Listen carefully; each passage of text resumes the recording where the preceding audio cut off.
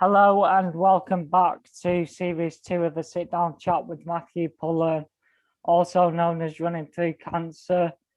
Today, this is in fact the second recording of this. I am joined by Helen from the Move charity, who is also a keen triathlete. And we're going to speak about being active with cancer and mental health with exercise or whatever anybody on this wants to call it. We're going to talk about everything. So welcome, Helen. Matthew, thank you so much, and it's always a pleasure to chat to you. So I don't mind that it's that we're doing it for a second time. It was good the first time, so let's make it even better. The first recording was a good one, but just unfortunate what happened, really. We can see. Let's see what we can do. Yeah. On take two. Yeah. So I'll start off with how I know you. I know Helen because I was on the Move program, which I'll probably link in the description to my vlog thing, Move program, whatever people want to call it. And Helen was my, would you say, personal trainer? Yeah, or you could say cancer rehab instructor. Yeah, and she got me back up running and fit again. So how would you describe your job? Yep. So I would say I'm a cancer rehabilitation specialist with Move charity. So that means that I help people who are affected by cancer to basically be as active as possible, but it completely depends on that person, where they are at and their history and their treatment and the side effects, as to what they can do, as to what we actually do during those 8 weeks on the Move program, for example. But I love it. So I work with through Move, I work with 13 to 30-year-olds. And yeah, we have an amazing program, as you know, that you've been through, and it was one-on-one, and it's completely tailored to each person. And we help build fitness, we help build strength, and then I always think a massive knock-on effect, or third thing that comes from it, is confidence as well. I was just about to say the confidence. I really gained in confidence, and you feel mentally tougher, although you're physically building, but it's bringing back your independence, as well as being able to say, for me it was run, but for other people it's probably walk somewhere. That's exactly it. It's that control as well, I think, that actually there is something that you can control. You can't control your treatment, you can't control prognosis, diagnosis, anything like that, but you can have this little element of control over this activity and what you choose to do. And like you say, for some people, everyone is completely different, and for some people, maybe at the beginning of the program, it might be that they're doing chair-based exercises, and by the end they can do a squat without doing it out of a chair or whatever. Everyone's totally different, and everyone has their own goals, but it's just incredible what you can achieve in that mindset as well, as you said, that the kind of the power of the brain as well. And I always find it was the keeping going, because the activities themselves were like, after finishing them, you felt a sense of achievement rather than not gaining anything. So you're high for the rest of the day. Whereas these other, we'll call them chumps, sat on the backside. I mean, you've got cancer and you're doing more than people like that. I mean, that's an achievement in itself. I imagine that does feel quite amazing, actually, Matthew. Does it? I want to ask, how hard is it to balance different people's training? Because for me, I was like, I'd already been running and stuff, and I run for Club Radcliffe. Whereas I know other people get to you and they might be struggling to walk. Yeah, and I think that's what keeps things interesting, I think, for us as cancer rehab instructors. I personally really like the challenge of that. I like the diversity of that as well. As you mentioned in the introduction, I do quite a lot of triathlon, so I'm used to, doing some coaching in that sphere. And so I love working with someone like you who is so passionate about running and has those running goals. Like, that's amazing. And that for me is, in a sense, it's familiar territory. But obviously, I it, again, it's vastly varies greatly. But that, yeah, I like the running, and then it's completely different supporting someone who isn't at that stage at all, and Yeah, might not be, might never get there. But that's why I love what I do, because yeah, we can support so many people. And it, if someone is perhaps limited in their mobility now, there's still something that they can do, yeah, whether that is a chair-based workout, or whether that's doing, chair-based cardio, chair-based strength work. There is still always something. And yeah. yeah, that's the amazing I nature mean, of it. I remember you adapting things for me because I was like, my neck physically won't do that because of surgery. And you just adapted it easily. And it was like, we'll just take it out, don't do it. And it was like, It- fair enough. Yep, And and that's it. So I think a lot of things can be adapted, and then yeah, other things, it is just a case of, right, that is not, we are not doing that with you, but we'll focus on the things that you can do. yeah, Um, and yeah, like I say, there is always something. So yeah, whether that is, for example, I don't know, a core, maybe some core exercises, yeah. like there'll be a variation of that you could do. Like I'll bring it to the safety side. Like when it was snowing, you were like, don't go out, don't do it, do something inside instead. I mean, do you ever feel a bit under pressure that you're not actually seeing the person? For example, we were over phone because of a pandemic. Did you ever feel that was quite a barrier to like not seeing them? Yeah, that's a really good question, actually. But Move has always been an online program. Yeah, So even before COVID, it was online, and the reasoning behind that is because then, doesn't matter where you are around the country, we can still support people, and I think that's something really, really special. So if we were to only do something, let's just take, we're both familiar with Manchester, so let's take Manchester yeah, as an example. If we were to do something face to face in Manchester, we might only be able to hit regularly, let's just say as an example, 6 people yeah, who fit the criteria, are at the stage that they are at when we can support them. And then it could be, 6 people or something, but actually, because we are open to anyone anywhere between 13 and 30 around the UK, that means that any one time we can be yeah, supporting more.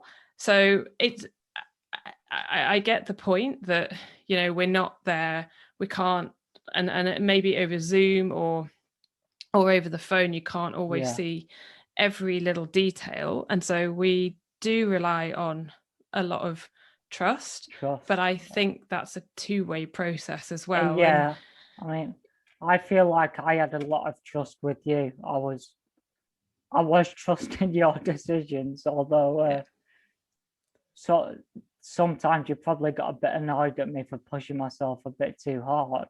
But No, sometimes I would. Well, I mean that's the thing, isn't it? Sometimes it is like, oh, I'm not there. I hope he doesn't go out in the ice, because in your example, your balance wasn't great, and if you had fallen over on the ice or anything like that, like, I wouldn't have 2 feet to stand on, basically. Yeah, I mean, if anybody falls on the ice, it's not great. No. For someone exactly. For someone who then can't get back up, that's the problem. Exactly. So in that situation, that's when, I have to trust you that you're gonna listen to me and and do as I say, and say, right, no, I know I love running, but actually, bigger picture here, I still want to be able to run next week when there isn't ice. So let's do something inside. I mean, before we kind of crossed paths, I fell over a few times, and my fault was that I kept going back out. So you do need to give yourself time and listen to people. Yeah, and with with you saying things like that, when we would have had our initial conversations and just conversations during the week, and even from the information that we would have got from your referral forms, like balance was an issue. So then it's like, right, we need to work on your balance as well. And we did. I mean, balance for me has always been an issue. So to get that addressed was just great anyway. Yeah, exactly. But so there you go. You're talking about the phone calls. I mean, I've spoke to people who've been on the program, and obviously I've been on the program. It's the weekly phone calls really help, both mentally and physically, because you're checking in with someone. It's not like we just sit there and chat about, oh, you've got this to do, see you. It was like we would actually have a chat about lives, and it feels normal for a little bit. Yeah, and I think that's part of the importance of what we do, and it's almost like that bit of emotional support as well, isn't it? But without it being, necessarily formal. I'm not a psychologist, I'm not a counselor or anything like that, but it's like there's someone else who is not only going to talk to you about cancer. We're outside of your immediate family circle and circle of friends and things like that, but yet we have this empathy and understanding of I don't understand completely what you're going through, clearly, because I'm not in your shoes, but we have a exactly. And then as well, it's like, well, just generally as a person, I like talking to people, and I like knowing, what does make you tick? What are you up to at the moment? What can we, you were doing your A-levels. I published a book as well. Exactly. You were doing loads of stuff, and actually it's nice for you to talk about those other things as well. Not just surrounding it with cancer, because that's what gets people upset, just surrounding yourself with cancer. And it's about the other things. That's what I found with Move anyway. It's about the other things. It's about what you can do, what you're not going to be able to do, or what you can't do. It's about what you can do to help yourself. And I found it really a confident building, like you said. Like, I don't know if you know this, but Move was the only kind of support I got because of my age. Because I was because I was 17. Okay. You know that I've referred people to you, like here's their contact details, so on, because people say in the 15 to 18 gap, we have no support from physio or anything. So to get something both kind of mentally and physically, was a bonus to me because that kept me going when there was nothing else on offer. Yeah, and and you know, that is the reason that Move exists. And so Gemma Helia Moses, who founded Move Charity, okay, she was a bit older than you when she was diagnosed with Burkitt's lymphoma. She was 24, but she was a really, really, I mean, she was a very good runner before her diagnosis, and she was a very good runner after her diagnosis, but she still found herself in that position of, I don't even know how I can like get out of bed. How am I ever going to walk? You know, how am I going to walk again, let alone run? And the support wasn't there, and she didn't want any other young person to be in that similar position without the support and without that, the encouragement as well to stay active.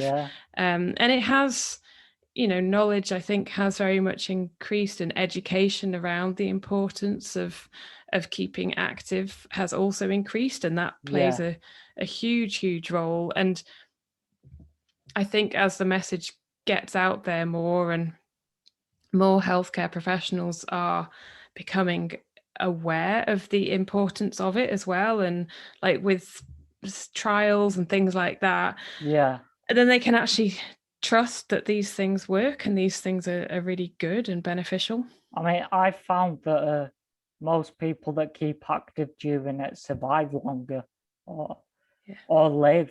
For example, Jane Tomlinson, who does the Run for Alls, she had a pretty dire prognosis, and had outlived surpassed it massively. Because she kept active. And I think recent trials have shown that with radiotherapy and chemotherapy, you know, staying active throughout reduces the likelihood of missing a treatment, or reduces the likelihood of having to have a lower dosage than prescribed. So I mean, it's out, the evidence is out there. From my personal experience, I totally agree with it, because I felt much better like just getting out for a walk or a run during chemo or radiotherapy, rather than just lying there because you're tired anyway. You actually find out that a little walk or a little run might wake you up a bit.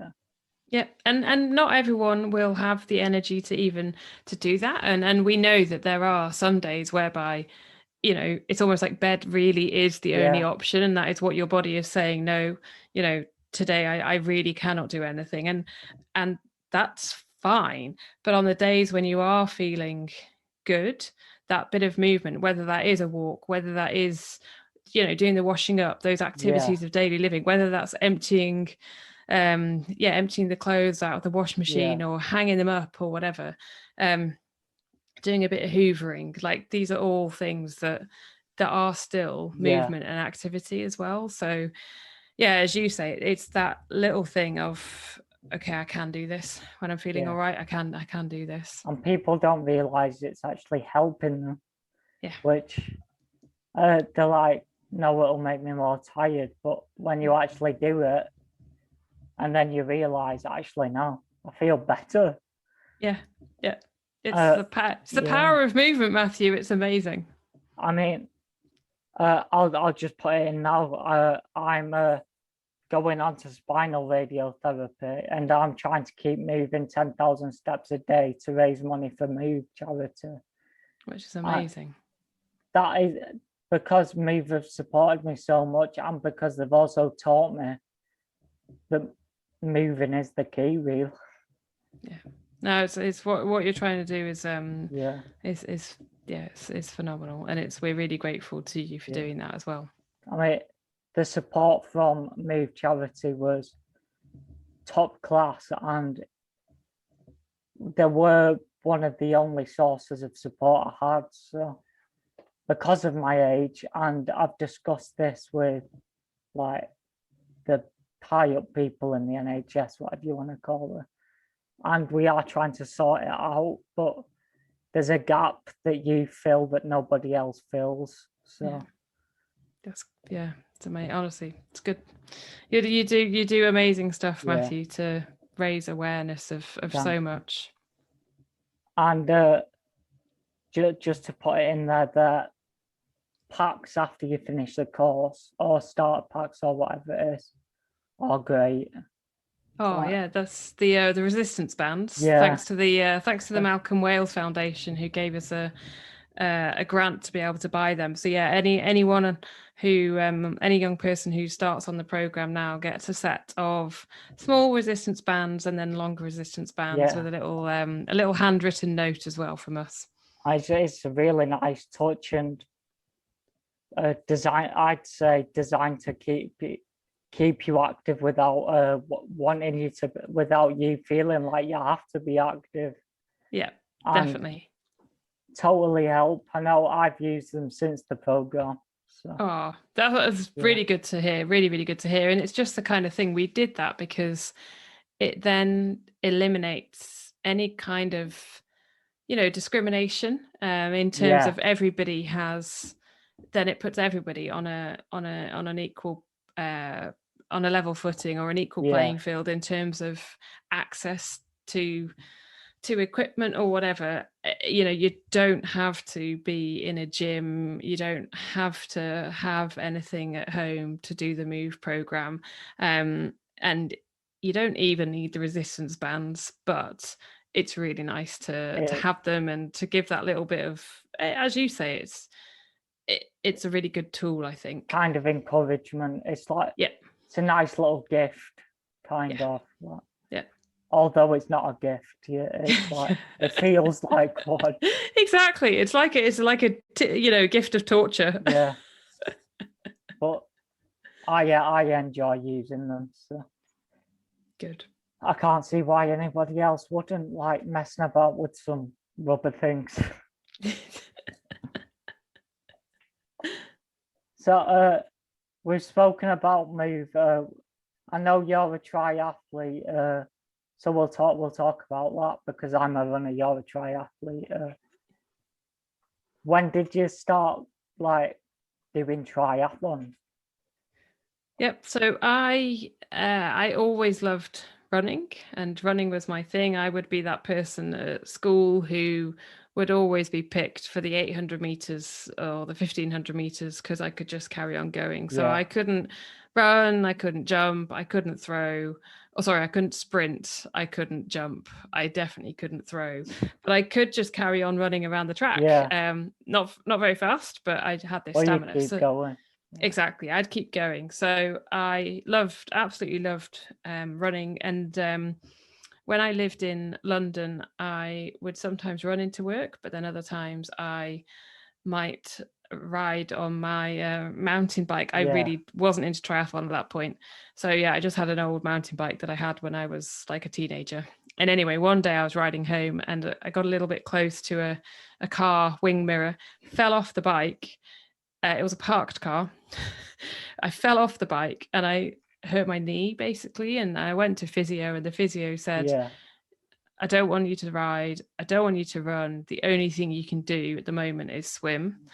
And I had swum when I was younger, but I did find it quite boring. And I was like, oh no, swimming's boring. So I thought, right, I need something like a goal at the end or down the line when my injury had fixed to kind of keep me motivated to keep on swimming. So I entered a triathlon in 2011 and got a bit addicted. Loved it. That's the problem with these sports, you just get addicted to them. Oh yeah, totally. It's I think it's that, well, like you're saying with the move program itself, you get all those feel good endorphins from it, and it makes you feel good, and then you realize actually this can all be part of a healthy lifestyle. It doesn't necessarily have to be racing or whatever. It's more a case of actually this stuff, it all makes me feel good. I'm outside, and it's enjoyable, exactly. So like I still go down to running club now to enjoy it, not to run as fast as I can. because it's just but you'll probably agree it's a social aspect rather than the actual competing. It's the social and enjoying what you're doing. Definitely. Like I've spoke to so many people who are like beasting themselves running or cycling or whatever it is, and you're like, why don't you just do it? Go out, go slow, so you enjoy it and you're comfortable. Yeah, I think some days you probably do feel like you need to, almost beast yourself. But then Yeah, I completely get your point, and that is a good reason as to why I love doing this kind of stuff. yeah, I've made a lot of friends through triathlon yeah. and around the world, really. And yeah, it makes me very, very happy. What's the? I'm just gonna ask, what's your worst of the three? I think it depends on the day of the week, Yeah, Matthew. I love all three. I do yeah, like all three. Some days getting in the pool, it feels like you're trying to swim through treacle. yeah, But for me, because I learned to swim when I was younger, yeah, and so I've not found getting back into swimming bad, apart from at the yeah. very, very beginning. I thought this is really boring, but then as soon as you have like a structured set or a structured workout, You're it's great focused. fun. Yeah. And then the Yeah, bike, again, I'd say that is probably um I'm just all right at all three, I think. But yeah, yeah, the bike I was very new to, and I had to really, that's the one that needed probably the most yeah, work. But I mean, a sunny day anywhere out on my bike, I am a very happy Helen. Similarly, if it's a sunny day and I don't know, I'm in a clear lake or something, yeah. And like you're up that's on like the amazing. hills or something. Absolutely. Or the other thing that just is, my ideal kind of day would be running along a coastal path somewhere, like pure bliss. Yeah, I uh, I'll ask this question for people. How do you not get scared going downhill really fast on a bike? Okay, so I think that would be a question for someone like Geraint Thomas, Yeah, because they go even faster, I know. Yeah, and I I think I probably stay within my comfort limits. So yeah, I think the one hill I felt a little bit scared of going down was it was either like rhinos or one of those in the Lake District, yeah, and it really was quite steep, and I thought, oh wow. I probably let my mind escape or run away, and it probably thought something like, oh my goodness, if my brakes go now, oh, I don't want to know. But generally I quite like going downhill. yeah. I mean, I'm my cousin rides I'd say professionally, semi-professionally, but I originally started in swimming, so I swam for a swimming club when I was younger. Yep. Then I went into I've been surrounded by this cycling. Then I went into running. Like I thought of triathlon, but then I thought the bike is just too scary for me. Like I'd be going downhill, I would not be getting anywhere because I'd just be braking. So then that's when you need to practice a little bit and actually Yeah, just build confidence gradually, maybe on a less steep hill, and learn how to use your brakes yeah, and learn how to corner properly. And I think bit by bit, then that does come with confidence, and maybe have someone who you can go is happy to come with you, and you like follow their cornering as well, so the yeah, line that they've taken. I think that can help sometimes. And even just someone saying, "Oi Matthew, what are you doing?" Like put your right leg down, have your left knee up as you're going yeah. around this corner, or the other way around. I think that helps They do go at some speed greatly. though. Well, in the Tour de France they go at some speed, Yeah, but generally I in, have watched that, and the crashes don't look great. no, To be but honest. generally in a triathlon there aren't, I mean, there are so many different kind of races, but I would Yeah. say there are a lot of races where the bike, they want people to be happy. They want people to do the race, and they're not going to Yeah. pick a dangerous route or a dangerous hill, not to go Yeah. down it. They might make you go up a steep hill, but I think, yeah, they want people to enjoy it basically. So if you're looking for a beginner friendly race, you just make sure that you're happy with the bike course, Yeah. and you can always go and check the bike course out before the race. Clever. So we'll talk. I know you do triathlons. We've just been talking about it, but you've actually competed. How does that feel to like compete, not as like an amateur or whatever? Oh no, very much as an amateur. Yeah. So I competed at the Ironman 70.3 World Championships in 2015. And that's you kind of compete, basically you're competing in your age group, Yeah. but you have to qualify for it. And yeah, I mean, the course out in Austria was incredible. There'd be a lot of Americans, a lot of Australians, a lot of Europeans who would have raced, Yeah. but it's not the most diverse of sports.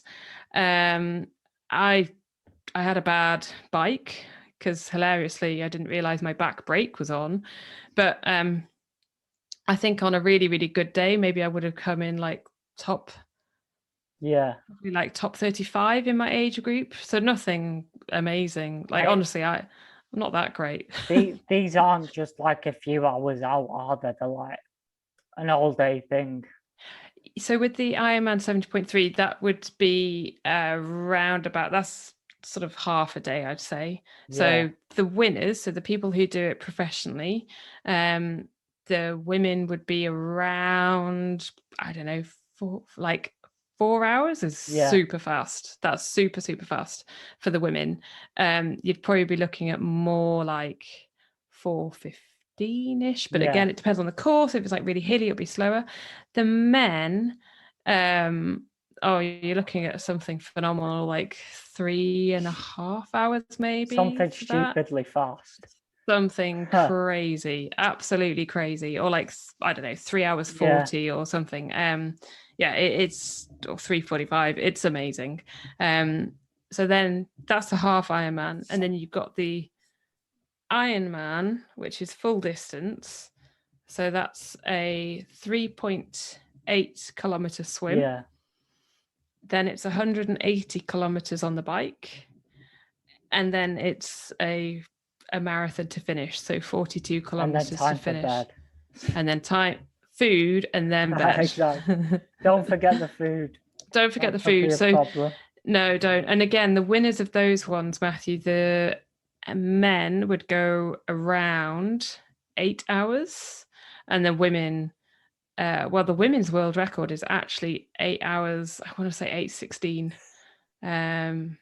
But yeah, it's super fast. Yeah. But more, and I think the men's world record actually might be 7:45 or 7:40. Our level would do about 10, 12 hours.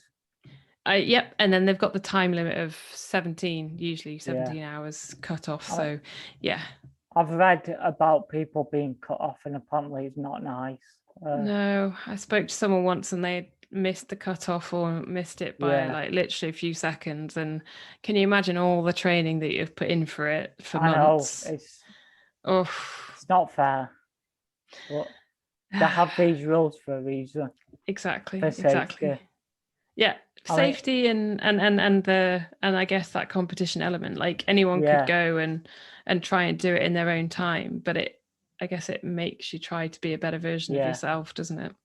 I mean, I know we don't really want to talk about, but you've DNF'd before. How does that feel? I've only DNF'd once. Yeah. And that was my most recent race, actually. And I was really happy with the decision, in fact, because my body was just saying, I really cannot do this today. And so, in my mind, it was absolutely the right decision. And I think sometimes you can do more damage than it's worth. It Yeah, is just swim, bike, run, or it is just a race. Like, yeah, really, it doesn't matter. Your health is the more important priority. yeah. So for me, to having that DNF, like, that was absolutely my choice, I mean, and I was so happy with it. you're mentally strong to pull out yourself and actually acknowledge the fact that, you know what, I'm going to hurt myself, I'm going to go too far, Yeah. to actually pull out. So, I know we spoke about it before you did it, and I was just like, once you said you'd pulled out, I thought to myself, that is a stronger decision than just carrying on and hurting yourself. Yeah, yeah, and I think a few things. I think if I had been abroad racing, I probably would have felt I have to finish this. Yeah, If I was raising money, again, I would have felt I have to finish this. And if it was my first ever yeah, race, again, I think I would have finished it, I'm sure. But it wasn't, and there were just yeah. other factors going on, and I I mean, was like, I don't need to do you this. still kept your motivation round though, and Yep. Yeah. Yeah. I was did. it? It was like just after. It was just before the one you pulled out, I think. And So I got back to the I finished the bike. yeah, Um but my I finished the bike, but the bike was just I had enough voices in my head on the bike. And I found the bike really, really hard, and just everybody was passing me. And I was like, this is really not normal. yeah, What is happening? And then I got back to the transition, and then I was ready to call it a day. And then a guy called Dave said, "I'm Dave. Come on, let's put our trainers on. yeah, Let's go and do this." And I was like, "Oh, Dave, I don't think I can." And he said, "No, come on, let's do this together. I'm going to run and yeah. walk it." And I was thinking, I am not finishing this thing. Don't worry about it. Okay, fine. Let's put my trainers on, and I'll come and do a little bit of it. So I walked one lap, and that was really nice, actually, because then I could cheer a few people on, Yeah, which is one of my favorite things to do. So I cheered some people on, some people who I had chatted to in the run up to the race, and it was amazing to see them yeah. absolutely smash it. But yeah, in my mind, I was like completely at peace with Right. then walking back to transition and How saying long would it thanks. took to have walked all of it? I'd done the maths. I honestly think it would have taken me about 6.5 hours to walk it. So How that was far in, was this, like a full marathon? yeah, yeah. Yeah, And so I had already done an hour and 10 yeah, swimming, and then the bike took me 7 hours and 45 minutes, which is, normally I'm really not that slow. And and I just thought, what's going to make me happier today? yeah, Walking around here on my own in the dark, or calling it a day and having a nice evening with yeah. friends and family. So that was what I did. And do not regret that. Like, so sometimes you got to realize what actually matters most to you in life, and Yeah. it's the people around you supporting you that matter the most. No matter how much you can hurt yourself in like sporting events, it's like sometimes there's a bigger picture. Yeah, So definitely. And I think COVID is made a lot of people realize that. yeah, And I think for you as well, you will absolutely know that, yeah, what are the important things to you in life. And I think, working for me, working in this field as well, in cancer and exercise yeah, rehabilitation, really makes you appreciate things and figure out what matters. yeah. Right. Uh, uh, Sticking on the triathlon. How do you motivate yourself to get through it? So sometimes how do I motivate myself to get through it? So sometimes I will think, if we're talking about a race, sometimes I will think of people who maybe can't be doing what I'd like to be doing, and I might write some words on my hand, like powerful words or something like that. If it's a general training session during the week, I think this morning would be a great example. Like, quite often I would swim on a Thursday, and I woke up and I thought, oh, I can't be bothered to swim this morning. And I was all set for going back to bed. And I thought, no, you'll be so annoyed with yourself if you go back to bed. You will feel so much better for going for a swim. And I knew that would be it. So I often think, how will I feel? Yeah, You I mean, know that it makes you feel better. that's the same from a young age as well. Like, say you go to like kickboxing, martial arts or something, and you're like, I don't want to go, but your parents are taking you anyway. Then after it, you feel so much better. It's like, I think we get taught it from a young age. It must be, honestly, it must be that. So there's all that motivation always going on, and just knowing I'll probably be more annoyed with myself if I don't go. But then other days, knowing that actually, in order to stay motivated, I do need to have an easier day today. It's all right to take a rest. Like, it's good to take a rest, because actually having that rest, having that recovery, then like you planned a rest day in my move program. To my despair, and you were like, you need a rest day, and I completely see why now. Because it enables you to and it enables you to stay consistent, and actually then you almost like you embrace that rest day. And it can be for some people it could be an active rest day, so maybe you are doing stuff around the house, or perhaps you are doing the gardening or whatever, or go for a walk or something, or do a little bit of yoga. For other people, they might want a total rest day. So I think it depends on the person, but I think having a rest day is like key to maintain that consistency. I mean, to find out more about motivation, we can listen to Helen's podcast. What's your podcast? Introduce it. So it's Inside Tri Show. So you can find it at insidetrishow.com, and you will absolutely feel motivated after listening to it. There's some really good interviews on there with different people. Some are professional triathletes, some are professional cyclists. There's someone on there who was one of the she was like team chef for one of the pro teams on the Tour de France. Like, that one's really interesting, a bit different. Be so interesting to interview all these different people. I love it. It's great. You wouldn't usually get to interview people like that. How does it feel when you actually interview them? So I try to see it like I'm just having maybe a cup of tea with that person, and I really just like having a conversation. I listen hard, because it's not about me, it's about them. I really do try to make it about them, and when I look at when I'm like editing the audio or something, that's really clear, because I'm not really talking much. So I'm doing way more talking today than I normally do. I don't normally get nervous, because, as I say, I just see it as a conversation. And there's only one or two people that I felt a little bit nervous about, because they were quite, in my eyes, quite sort of big in their sports, and I just didn't want to come across as wasting their time, or I don't know, messing it up or anything like that. I mean, I've done some interviewing in the past. It's like, sometimes it's not like a fame thing, but sometimes it's like you feel like they're much bigger than you, and you've managed to get their time instead of them getting your time. And you just think, oh, their time is so precious. They've got a million things better to do. But never mind, thanks.